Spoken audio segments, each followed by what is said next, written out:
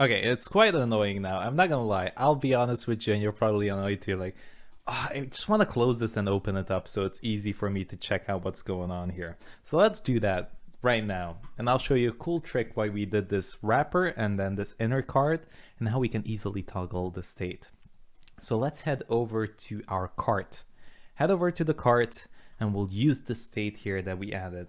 So let's do set show cart and also just set show cart, and that's what we're gonna have here. And then in the nav, I want to basically toggle this. So let's go over to our nav. I'm gonna import use state context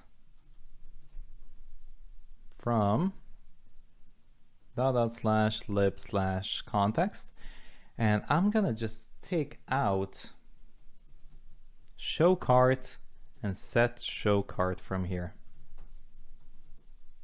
Use state context. So basically what I want to do, this cart, I want to toggle it only if show cart is true.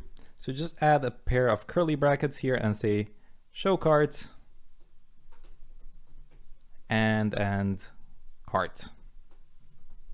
And then we can remove this bottom one here. So both of these statements have to be true for this to work, to show up. If show cart is false and this is true because it exists, it's not going to display on the screen. So by default, it's false. So as you can see, it closes. So that's great. So then on the cart here, I can add an onClick and say set show cart to true. So let's try that. Click, boom, it's true. And then we can easily toggle that.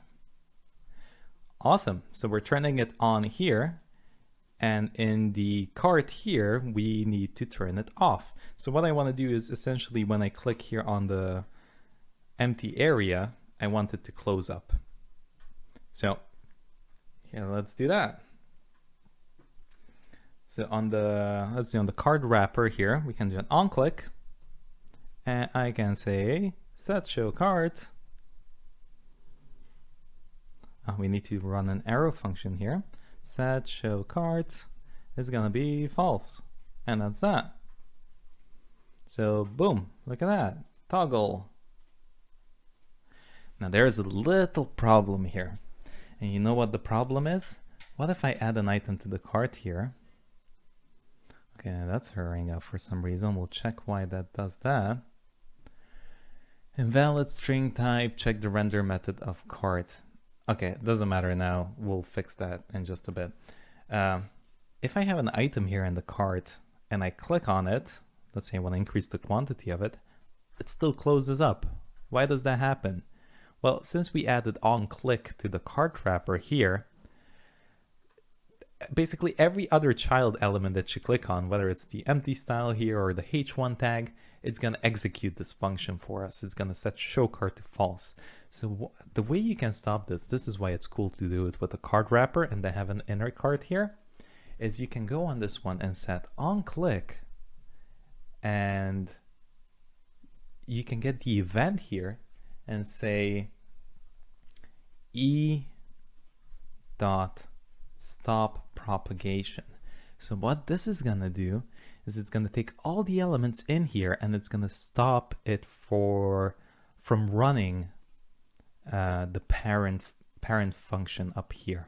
All right, it's basically going to stop it from running down this whole chain. So now take a look at this. When we click here, when we click on all the elements in the cart, in this cart style, nothing's going to happen. And the event is only going to fire when we click on the outside of it, on the cart wrapper. So this e.stop propagation is pretty cool. Add the event on the parent, and then on the inner div, add stop propagation, and then you have a nicely functioning toggling bar. I don't like the X one, to be honest. I find that cumbersome. It's just so much easier to just kind of click off here and close that up. I feel like that's a nice little UX. Okay, so that's all up and running nicely. Let's see if we should do anything else. I think we might leave it here. We have a fully functioning bar. In the next episode, we'll just fix up the errors that we have. So I'll leave it at that for now.